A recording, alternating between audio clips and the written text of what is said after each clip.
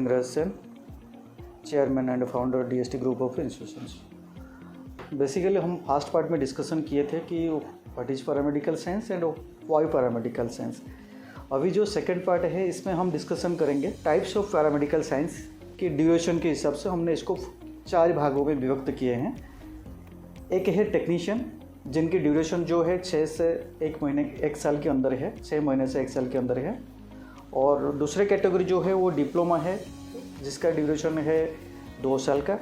और तीसरा जो कैटेगरी है वो बैचलर डिग्री है, जिसका ड्यूरेशन है 3 साल का। और चौथा जो है वो मास्टर डिग्री का है, जिसका ड्यूरेशन है 2 साल का। तो अगर हम बात करेंगे कि अगर कोई बंदा पूछता है कि मतलब सर हम कौन सी कैटेगरी में करें, क्योंकि देखिए यहाँ पे क्या है कि हमारे पास सारे कैटेगरीज कोर्सेज के अवेलेबल है। डिप्लोमा है, टेक्नीशियन से है, डिग्री है और मास्टर डिग्री भी अवेलेबल है। आज कि आप लोग जानते हैं हम state government as well as central government both का अप्रूवल है। तो जो लोग मतलब मैट्रिक के बाद या 10th के बाद आते हैं या +2 के बाद आते हैं, आर्ट्स बैकग्राउंड से है, इन लोगों के लिए आप टेक्नीशियन का कोर्सेस ले सकते हैं, जिसका ड्यूरेशन 6 महीने से 1 साल के अंदर है। जो लोग +2 के बाद आते हैं, साइंस बैकग्राउंड से आते हैं, ये लोग state government as well as central government both courses कर सकते हैं। वो डिप्लोमा भी कर सकते हैं, डिग्री कर सकते हैं। बेसिकली डिग्री में क्या है कि उसमें 50% मार्क की ज़रूरत है। और मास्टर डिग्री जो होता है वो ग्रेजुएशन के बाद ही होता है, मतलब जो हमारा बैचलर डिग्री कोर्सेस है उसके बाद ही होता है। तो अगर बच्चों के मनों में आप लोगों के मन में सवाल आ रहा होगा सर हम कौन सा कोर्स करें कि इसमें ज़्यादातर हम जो है एंगेज हो सकते हैं, कि अपना अपना काम भी कर सकते हैं।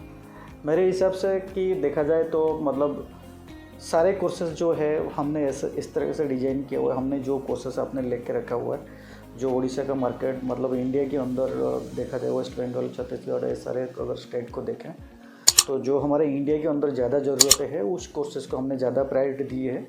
अभी तक हमारे पास फिलहाल state government as well as central government को कोर्स और मिलाकर लगभग 30 से 35 टाइप का कोर्सेज अवेलेबल है।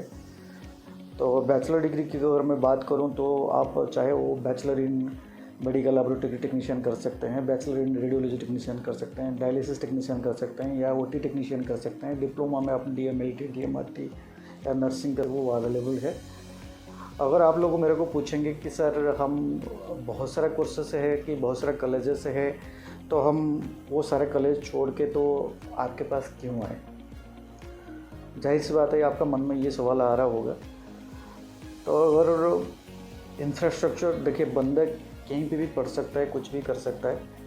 तो अगर हमारे पास आएगा तो क्या फैसिलिटीज़ है, अगर उसके ऊपर बात करते हैं, हम लोग जो क्लास प्रोवाइड करते हैं उसमें हमारे पास permanent faculties, well qualified permanent faculties, well experienced qualified permanent faculties as well as visiting faculties हैं। जो विजिटिंग फैकल्टीज़ हैं वो डॉक्टर लोग को हम सब प्रेफर करते हैं।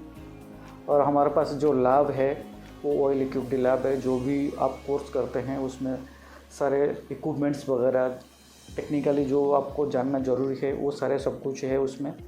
इक्विप्ड लाइब्रेरी भी है, पूरा बुक्स के साथ हमारे पास लगभग 5000 से ऊपर की बुक्स की अवेलेबल है। और जैसे मैंने आपको बताया कि जो विजिटिंग फैकल्टीज हम लेते हैं, हम प्रेफरेबल करते हैं कि जिनका एक्सपीरियंस हो मेडिकल बैकग्राउंड से, और प्रेफरेबली डॉक्टर ही लेते हैं। तो हम लोग प्रैक्टिकल ट्रेनिंग वगैरह डिफरेंट हॉस्पिटल के साथ टाई अप हमने किया हुआ है। भुवनेश्वर में लगभग 14-15 हॉस्पिटल के साथ हमने टाई अप किया हुआ है। उनके साथ हम लोग प्रैक्टिकल ट्रेनिंग वगैरह भी करते हैं। Government hospital as well as private hospital के साथ ही करते हैं। हमारे पास जो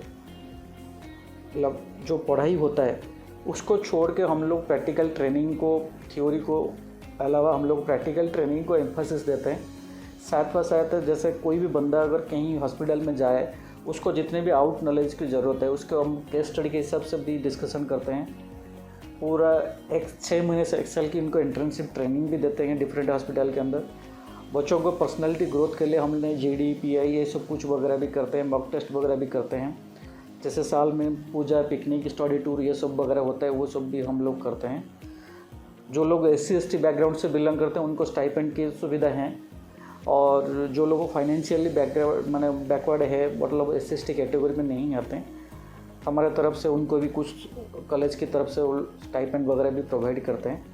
और इसके अलावा हम लोग बच्चों को पूरा 100% प्लेसमेंट, जो असिस्टेंट होता है तो उनको कैसे हॉस्पिटल में मतलब काम मिलेगा या नर्सिंग होम में काम मिलेगा, उसके ऊपर हमने पूरी ध्यान देते हैं। हम लोग क्या करते हैं कि डिफरेंट हॉस्पिटल को, कॉर्पोरेट ग्रुप को यहाँ पे बुला के इनको इंटरव्यू करा के फिर प्लेसमेंट की प्रबंध करते हैं।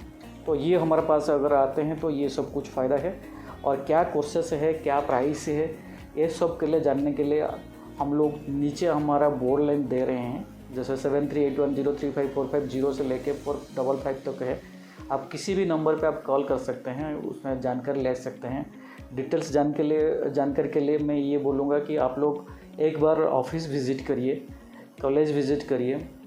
तो जो हमारा एक्सपर्ट है, जो काउंसलर्स है, इनके साथ बैठिए, बात करिए, जो भी आपका मन में दुविधा आ रहा है उनको दूर करिए। तो मेरे ख्याल से सारे जो एक्सपर्टाइज है वो लोग आपका सारे डाउट्स क्लियर करेंगे।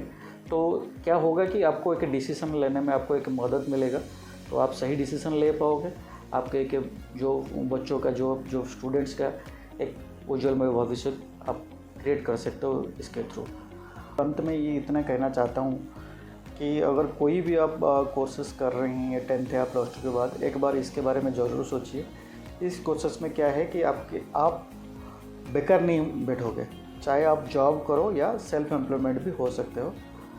तो मैं ये अंत में इतना रिक्वेस्ट करूँगा कि ज़्यादा जानकारी के लिए हमारा जो बोर्ड लाइन है आप उसमें संपर्क करें और ज़्यादा से ज़्यादा जानकारी लें और अपने दोस्त में, अपने मित्रों से ये सारी चीज़ को फैलाएं ताकि बाकी लोगों के पास भी ये इन्फॉर्मेशन पहुंच सके।